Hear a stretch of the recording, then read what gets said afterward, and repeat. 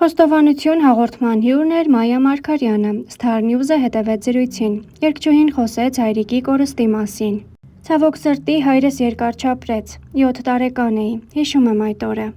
Բժշկական սխալ տեղի ունեցավ, շատ ցավում եմ, որ իրա հետ հասուն տարիքում չեմ շփվել։ Մի օր Մայա Մարգարյանը որոշում է տեղափոխվել Ֆրանսիա, ինչու։ Այն փուլն էր, որ ես նկարահանվում էի սերիալներում, որն ինձ այնքան էլ դուր չէր գալիս։ Թե ինչ եմ ես մարմնավորում, եկավ մի փուլ, որ ինձ դուր չէր գալիս, թե ինչ եմ ես ստիպված անում։ Մի պահ եկավ, որ ինձ կորցրել էի և ստեղծագործական տուպիկի մեջ էի։ Հասկացա, որ չեմ կարող գոյատևել, որովհետև դա գոյատևում էր։ Այնպես ստացվեց, որ տեղափոխվեցի։ Երկիր փոխելը դժվար է, բայց հետաքրքիր է։ Մայա Մարգարյանը ամուսնացավ և տեղափոխվեց Ֆրանսիա, որտեղ էլ ծնվեց իր որդին, իսկ այսօր նա ամուսնալուծված է։ Մենք միասին չենք, չեմ սիրում այդ մասին զրուցել, ամեն մեկս գնաց իր ճանապարհով։ Որդուս և իմ հետ լավ հարաբերությունների մեջ է, կյանք է, ամեն ինչ էլ պատահում է, ես հասկանում եմ, ինքն էլ է հասկանում։ Երգչուհին Ֆրանսիայում էր, երբ մայրը Ժենյա Մկրտումյանը հրաժեշտ տվեց իր կյանքին։ Մահվանից մի քանի ժամ հետո եկա։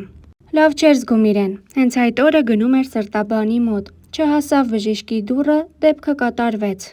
Ես նույնիսկ դիագնոզը ֆրանսիական բժիշկներին էի ցույց տալիս, որ հասկանայի կարող է, եթե շուտ իմանայի ինչ-որ բան կարողանայի անել։ Ասեցին ոչ։ Անսպասելի էր այնքանով, որ պլանավորում ես մի բան, որ պետք է հեսա հանդիպես, երեխային տեսել էր միայն Skype-ով։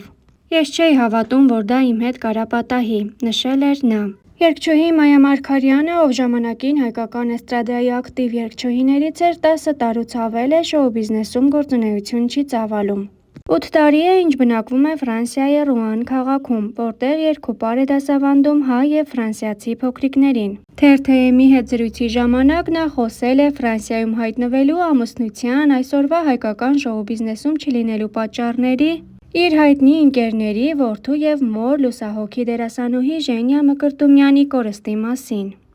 Մայա, ժամանակին հայտնի էիք ու ակտիվ գործունեություն էիք ծավալում, կա կարոտ դեպի այդ ժամանակները։ Ոչ, միայն հաճելի հուշեր ունեմ։ Առաջ ավելի շատ ժամանակ հատկացնում էի կարիերայիս, հիմա ընտանիքիս։ Ճիշտ է չեմ երգում, բայց իմ մասնագիտությունից հեռու չեմ։ Իմ երկու ընկերուհիների հետ ստեղծել ենք հայկական ասոցիացիա, որտեղ հայ երեխաներին երգ ու պար ենք դասավանդում։ Ինչու մասնագիտական ակտիվ գործունեություն չեք ծավալում։ Այն, ինչ ժամանակին արել եմ, հիմա նոր սերնդի մեջ եմ սերմանում։ Ամեն ինչ իր ժամանակն ունի։ Ես հիմա երգարվեստում անելիք չունեմ, իմաստ չեմ գտնում։ Ես չեմ երգի այսօրվա պահանջված երգերը, բացի այդ, այն ժամանակ երիտասարդ էի։ Ես հոգնել եմ, չեմ ուզում շարունակել նույնը։ Հնարավոր է հետագայում նոր աշխատանք ներկայացնեք։ Հիմա մի քանի նպատակ ունեմ, որոնք իրագործելուց հետո կզբաղվեմ անձնական արվեստով։ Գուցե տեսահոլովակ և երգ ունենամ։ Ասպարեզում նոր երգիչ-երգչուհիներ են, նրանց հանդեպ խանդի զգացողություն ունեք։ Ընդհակառակը, ուրախանում եմ, որ այսօրվա երգիչ-երգչուհիները ավելի շատ հնարավորություններ ունեն։ Մեր ժամանակ ճանապարհ հարթելը բարդ էր, այդ ճանապարհին հաճախ կորցնում էինք մեր ասելիքը։ Այսօր հայկական էստրադան կազմված է մեկ երգից, որը երգիչներին պետք է գումար բերի, դա միշտ է խանգարել մեր երգիչ-երգչուհիներին։ Ես չեմ մեղադրում, որովհետև մարդիկ պետք է կարողանան պահել իրենց ընտանիքները։ Լսողներն են պահանջում ռաբիզ երաժշտությունը, կան արտիստներ, ովքեր դաշտ են մտել իրենց ոճով, բայց չեն դիմացել ու անցել են այն ոճին, որն իրենց ֆինանս կբերի։ Բայց կան նաև մարդիկ, ովքեր պահում են որակը։ Ինքս շատ եմ հավանում Արամեն Պետրիի մատուցած երաժշտությունը։ Բայց ժամանակին դուք նույնպես մասնակցում էիք կորպորատիվ միջոցառումների։ Ես պարային մեծ խումբ եմ ունեցել, որն ինքնուրույն պահելը հեշտ չէր։ Շատ է եղել, որ ցանկացել եմ ուրիշ երգեր երգել, բայց ստիպված եմ եղել երգել այն, ինչի պահանջարկը կա կորպորատիվ միջոցառումների ժամանակ։ Այնուամենայնիվ, այն ժամանակ ռաբիզ երաժշտությունը արտահայտված չէր։ Ժամանակին հայկական էստրադայից շատերի հետ էիք մտերիմ, հին ընկերները տեղում են։ Ես ուրախ եմ, որ հին ընկերներս չեն կորել, իրենց հետ շփումը պահպանվել է, նույնքան մտերիմ ենք, որքան 10 տարի առաջ, կարծես այդ տարիները չեն էլ եղել։ Հաղորդավար Ժակի հետ եմ շատ մտերիմ ու կարծում եմ դա ցմահ կշարունակվի։ Հասմիկ Կարապետյանի և Էմփիրայի խմբի վոկալիստ Սարգիս Մանուկյանի հետ էլ նամակագրական կապ ենք պահում։ Կմանրամասնեք, թե ինչ գործունեություն եք ծավալում Ֆրանսիայում։ Մինչև հայկական միություն ստեղծելը հայ ծնողներից հետաքրքրվել էի կցանկանան իրենց երեխաները նման խմբակներ հաճախեն։ Ինձ ճանաչում էին որպես երգչուհու։ Հիմա երեխաները մեծ սիրով հաճախում են երկու խմբակներն էլ։ Նաև ֆրանսիական դպրոցում եմ երեխաներին պար դասավանդում։